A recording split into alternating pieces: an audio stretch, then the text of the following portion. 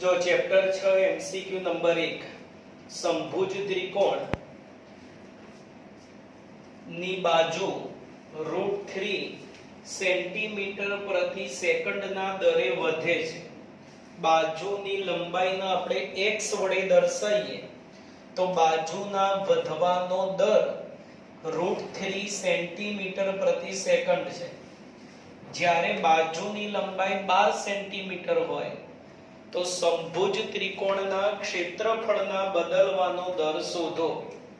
તો આના માટે સમભુજ ત્રિકોણના ક્ષેત્રફળનું સૂત્ર આપણને આવડવું જોઈએ. √3/4x².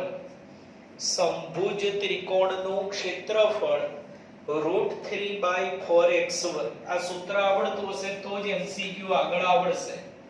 બસ હવે આનું t પ્રત્યે વિકલન કરતા t પ્રત્યે વિકલન a નું વિકલન dA/dt √3/4 અચળ x² નું વિકલન 2x x અશુદ્ધ dx/dt 2 2 4 ઉડીએ મૂકો કિંમતો √3/2 એમનો એમ x ની કિંમત આપી તમને 12 અને dx/dt √3 આ 2 6 12 ગયા √3 3 અને 6 તરી 18 સેન્ટીમીટર નો વર્ગ પ્રતિ સેકન્ડ. જો MCQ નંબર 2 પદાર્થ કોણ t સમયમાં કાપેલ અંતર s. પદાર્થે કાપેલ અંતર આપી દીધું t ના સ્વરૂપમાં આપ્યું. જો એનો પ્રવેગ 0 હોય, કાપેલ અંતર જે હોય એનો પ્રવેગ 0 તો વેગ બરાબર ખાલી જગ્યા. એટલે ફિઝિક્સ ની જરૂર પડશે આપડા. અંતર s તમને સમયના સ્વરૂપમાં બહુપદી સ્વરૂપમાં આપ્યું. જો આ પદાર્થનો પ્રવેગ 0 હોય તો વેગ શોધો. તો અંતર s છે એનું સમયની સાપેક્ષ વિકલન કરો એટલે શું મળે? વેગ. અને વેગનું સમયની સાપેક્ષ વિકલન કરો એટલે શું મળે? પ્રવેગ.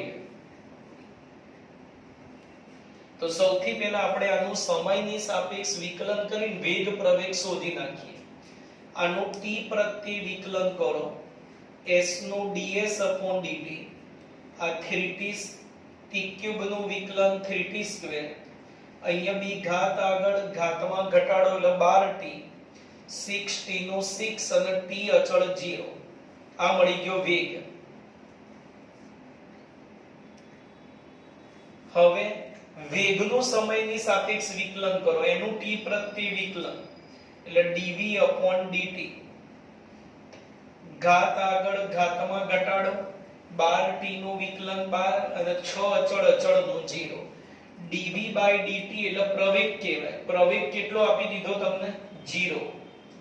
પ્રવેગની કિંમત તમને 0 આપી દીધી બરાબર. dv/dt આપણે હમણાં જ જોયું પ્રવેગ. એટલે આમાંથી તમને t મળી જશે. t બરાબર 2 અને એ t આમાં મૂકી દો એટલે વેગ મળી જાય. કે વેગ શોધવાનો છે. t 2 મૂકો તો 2 નો વર્ગ 4. આ 12 2 24 4 તરી 12 12 ને 6 18 18 માઈનસ 24 માઈનસ 6 અને સેમીમીટર કશું જ નથી આપ્યું તો એમનું એમ જ રીતે આપેલું છે. અંદર ના અંદર કઈ આપ્યું નથી એકમ તો ઓપ્શનમાં જોઈ લેવાનું. -6 સેન્ટીમીટર પ્રતિ સેકન્ડ. રકમમાં નહીં તો એકમ નથી આપ્યા. જો 3 નંબર ગોલકનો દાખલો આપ્યો તમને MCQ. ગોલકનું ઘનફળ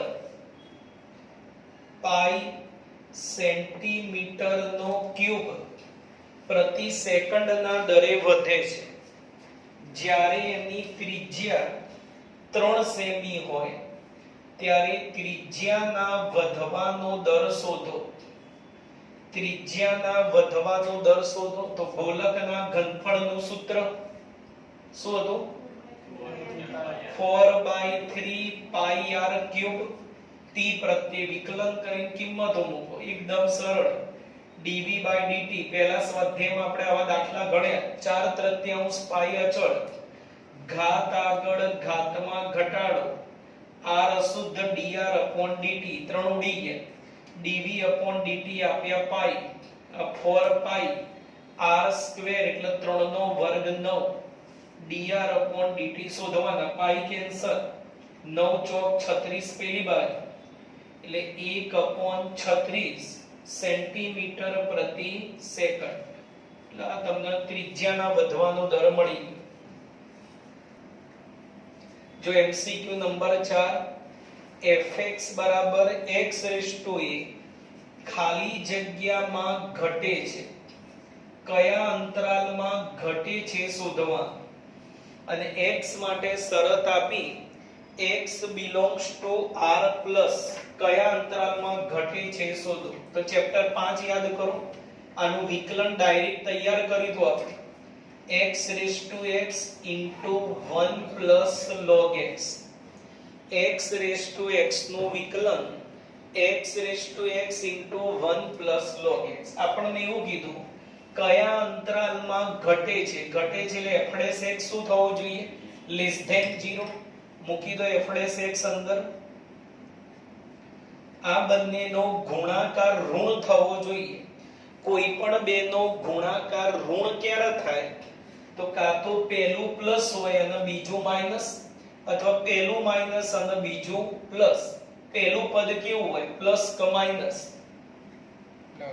x belongs to તમને આપ્યો r plus x ધન છે તો આધાર બી ધન અને ઘાત પણ ધન હોય તો એ પદ કેવું થાય ધન એટલે પહેલું પદ ફરજિયાત પ્લસ છે તો આ બંનેનો ગુણાકાર માઈનસ લેસ ધેન 0 થવા માટે આ બીજું પદ ઋણ થવું જોઈએ 1 plus log x ઋણ થવું જોઈએ બસ હવે આમાંથી x શોધીએ તો +1 પેલી બાદ જાય -1 આમાંથી x શોધવો હોય તો અહીંયા log છે તો 1 ના log માં લઈ જાઓ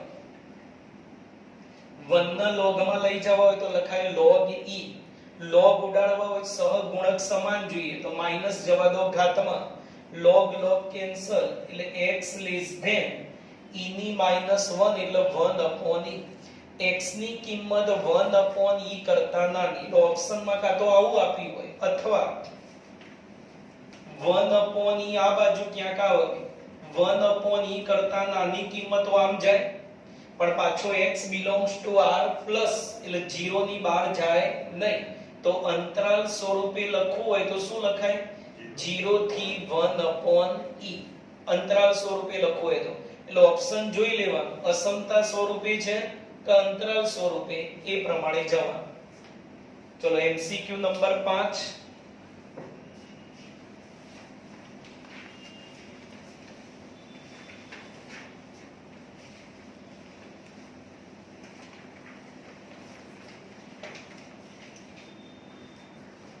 જો એમસીક્યુ નંબર 5 fx તમને આ રીતે બહુપદી આપી x belongs to r એ ખાલી જગ્યા ઓપ્શન જોઈએ એટલે ખબર પડે ઓપ્શનમાં વધે છે ઘટે છે અને અંતરાલો આપે ટૂંકમાં કયા અંતરાલમાં વધે છે કયા અંતરાલમાં ઘટે છે નક્કી કરો તો વિકલન કરીએ પહેલાનું 7x ની 6 ઘાત થઈ જશે અહીંયા ઘાત આગળ એટલે 5 તરી 15 ઘાતમાં 1 નો ઘટાડો 125 અચળ 0 હવે જો x ની 6 અને x વર્ગ બંને પ્લસ હોય કે માઈનસ પ્લસ ઉપર જો યુગ્મ ઘાત છે એટલે x ની કિંમત પ્લસ હોય કે માઈનસ હોય એની યુગ્મ ઘાત શું થાય પ્લસ અહીંયા ગુણ્યા 7 અને ગુણ્યા 15 અને પ્લસ તો આનો સરવાળો હંમેશા કેવો થાય ધન અથવા 0 જો x 0 હોય શું થઈ જાય 0 તો આપેલ વિધેય કયું વિધેય થાય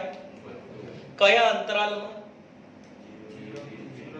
0 થી ઇન્ફિનિટી માં માઈનસ મૂકો તો અહીંયા પ્લસ થાય કે માઈનસ થાય પ્લસ જ થાય એટલે r પર વધતું વિધેય કહેવાય કે અહીંયા ધન કિંમત મૂકો કે ઋણ કિંમત મૂકો એની યુગ્મ ઘાત શું થવાની ધન ધન સંખ્યાને 7 વડે 15 વડે ગુણો તો એ ધન અને એનો સરવાળો કરો તો બી શું થાય ધન અહીંયા માઈનસ હોય તો લોચા થઈ શકે પણ આપણે તો અહીંયા વચ્ચે પ્લસ છે એટલે x ની કોઈ પણ કિંમત મૂકો આ ધન અથવા 0 જ થાય એટલે વધતો વિધેય અને ક્યાં તો તમને શરત આપી છે x belongs to R, તો R પર વધતું વિધેય છે.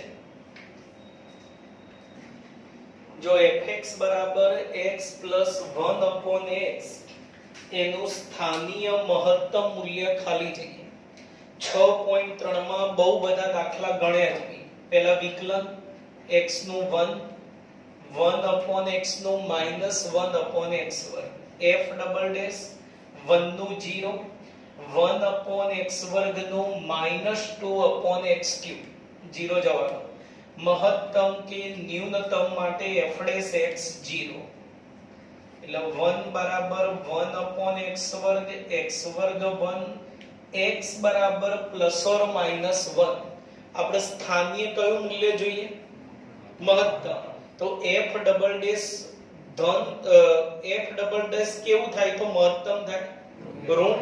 તો આ બેમાંથી કઈ કિંમત આમાં મૂકો તો f ડબલ ડેશ ઋણ થશે -1. જો f ડબલ ડેશ -1 ની 3 ઘાત -1 f ડબલ ડેશ ઋણ તો f સ્થાનીય મહત્તમ, f ડબલ ડેશ ધન હોય તો ન્યૂનતમ અને f ડબલ ડેશ ઋણ હોય તો મહત્તમ.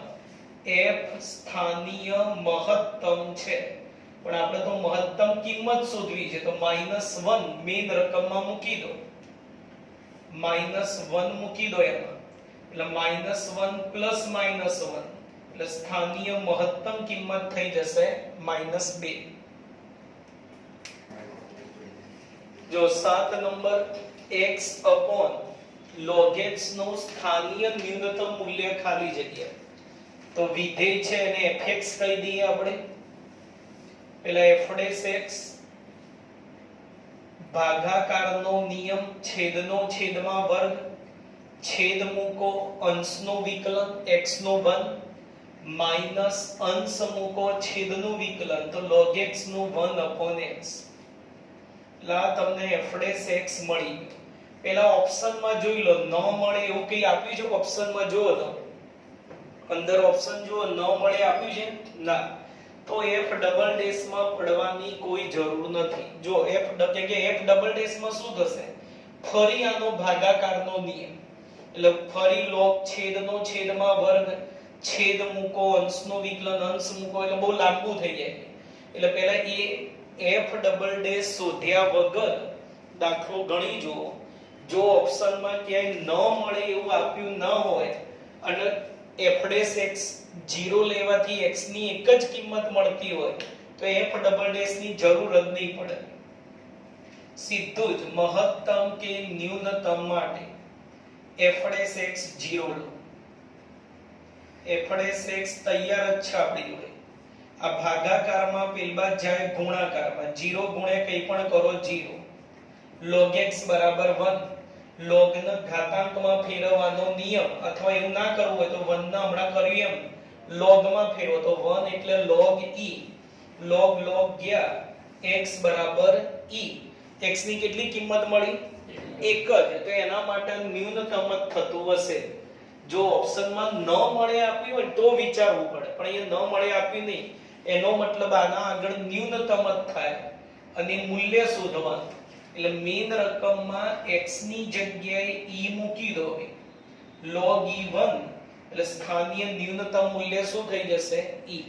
જો ન મળે એવું આપ્યું હોય તો તમારે f ડબલ ડેશ શોધવા પડે. x બરાબર e અંદર મૂકવાના. f ડબલ ડેશ ધન આવે તો ન્યૂનતમ એવું ચેક કરવું પડે.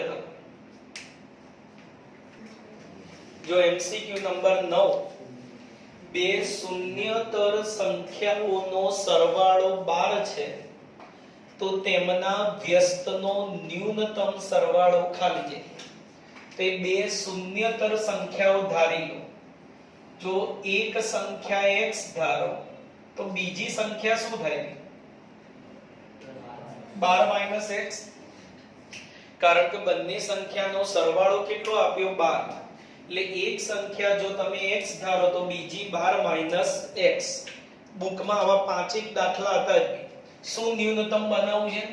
તો વ્યસ્તનો સરવાળો, બંનેના વ્યસ્તનો સરવાળો ન્યૂનતમ બનાવવું છે તો આને fx કહી દો.